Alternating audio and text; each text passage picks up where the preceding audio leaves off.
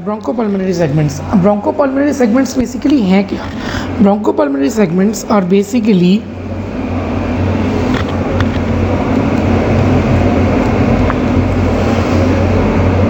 Anatomical,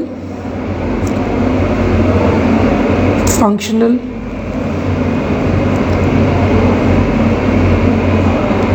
and surgical divisions of lung.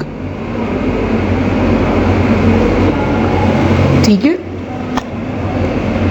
It is basically the largest sub division of a lung.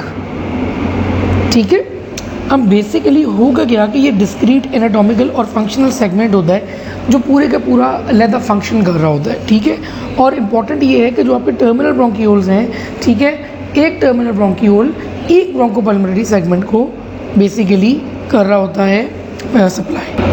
अब इसमें याद रखने के लिए आपको ये पता होना चाहिए, आपको पता है ऑब्वियसली, ठीक है, एक होता है आपका राइट लंग और एक होता है आपका लेफ़्ट लंग। ठीक है, अब राइट लंग जो है, ठीक है, उसमें 3 फिशर्स होते हैं, 3 लोब्स होते हैं और 2 फिशर्स होते हैं। ठीक है, जबकि मैं लेफ़्ट लंग की बात करूं तो लेफ़्ट लंग में एक फिशर होता है और 2 लोब्स होते हैं। ठीक है, इसको इस तरीके से याद रखना है कि लेफ़्ट पे आपका हार्ट आता है और हार्ट उस जगह को बेसिकली कवर कर रहा होता है, इसीलिए वहाँ पे 2 लोब्स होते हैं और एक फिशर होता है। इसमें बेसिकली फिर आपने याद जो रखने वाली चीज़ है वो ये है, ठीक है, कि आपको पता है कि 3 लोब्स हैं राइट के, अपर, मिडिल एंड लोअर लोब, और लेफ़्ट के मैंने आपको बताया है कि 2 लोब्स हैं, एक आ जाता है अपर लोब, एक आ जाता है lower lobe.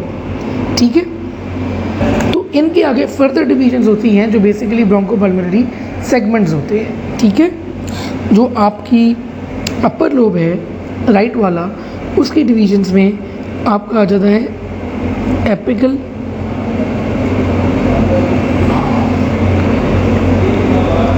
Anterior and posterior. जो मिडल है उसमें आपका आ जाता है लेटरल एंड मीडियल, और जो लोअर है उसमें आपके 5 आते हैं। ठीक है, इन 5 में आपने याद रखना है superior, medial basal, lateral basal, anterior basal and posterior basal.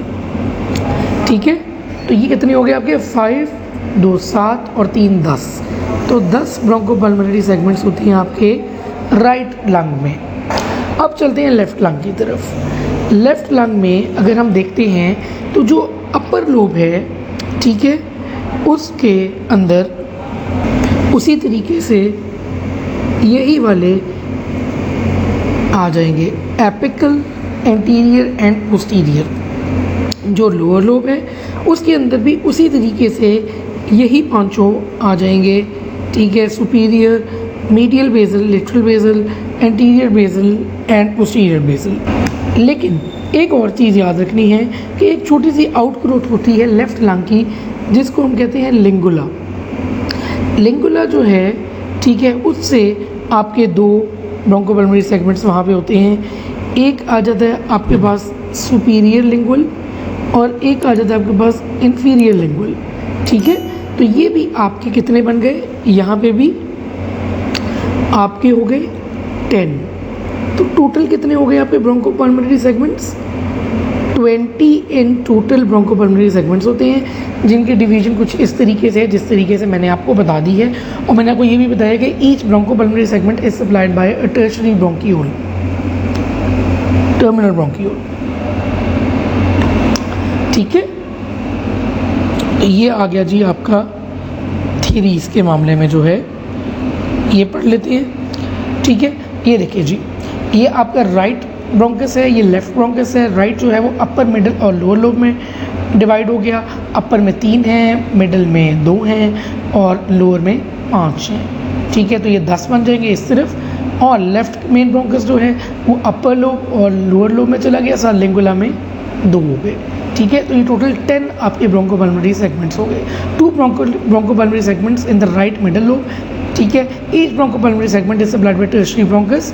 Bronchopulmonary segments जो हैं वो 10 होते हैं बोथ में, और bronchopulmonary segment is supplied by the tertiary bronchiole. ठीक है, तो ये चीज़ें आपने याद रखनी है अबाउट द ब्रोंकोपल्मोनरी सेगमेंट। हम चलते हैं कोई कॉमन एनाटमी एमसीक्यूज जो पूछे गए हैं। एनाटमी डिटेल में तो आपको करवाई जाएगी एनाटमी के लेक्चर्स में, लेकिन कुछ एमसीक्यूज जो बहुत इंपॉर्टेंट हैं जो आपको पता होने चाहिए वो डिस्कस कर लेते हैं। Elastic cartilage is present in the epiglottis. ये तो सिंपल है। मोस्ट रेजोनेंट एरिया कौन सा होता है? Right 4th to 6th ribs mid clavicular line, क्योंकि इस एरिया में सिर्फ और सिर्फ लंग है। नीचे जाएंगे तो इधर लिवर आ जाएगा, दूसरी तरफ हार्ट है। तो अगर वो पूछते हैं कि मोस्ट रेजोनेंट एरिया कौन सा है, तो राइट साइड पे 4th to 6th ribs mid clavicular line पे। क्लारा सेल्स होते हैं टर्मिनल ब्रोंकियोल्स में। फिर ब्रोंकियल आर्टरी जो है ना, ठीक है, वो होती है at the level of T4 to T5। ये बहुत इंपॉर्टेंट है। अच्छा, एक और बहुत इंपॉर्टेंट चीज़ होती है C4 T4 L4 वाला। C4 पे कॉमन कैरोटिड जो है वो 2 में डिवाइड होती है, T4 पे ट्रेकिया की बाइफर्केशन होती है, और L4 पे एओर्टा की बाइफर्केशन होती है। फिर है pulmonary artery supplies the alveoli. ये याद रखना कि पल्मोनरी आर्टरी सप्लाई करती है एल्वियोलाई को। और रेस्पिरेटरी जोन में डिफेंस मैकेनिज्म कौन सा है? Alveolar macrophages. अगर वो पूछता है कि पहला डिफेंस मैकेनिज्म कौन सा है लंग में, तो क्लारा सेल्स होंगे। अगर रेस्पिरेटरी जोन वो वाला जोन है जहां पे आपकी एक्सचेंज हो रही है, उसमें कौन सा डिफेंस मैकेनिज्म है, तो उसमें मैक्रोफेजेस आ जाएंगे। Divisions in the lower airway आते हैं, 23 डिविजन्स होती हैं इन द लोअर एयरवे। ये रेस्पिरेटरी ट्री वाला लेक्चर आप फिर देखें, आपको उससे भी याद रह जाएगा। और narrowest site in airway in a child is cricoid. जो क्रीकॉइड वाली जगह होती है वो नैरोएस्ट जगह होती है इन एयरवे इन अ चाइल्ड।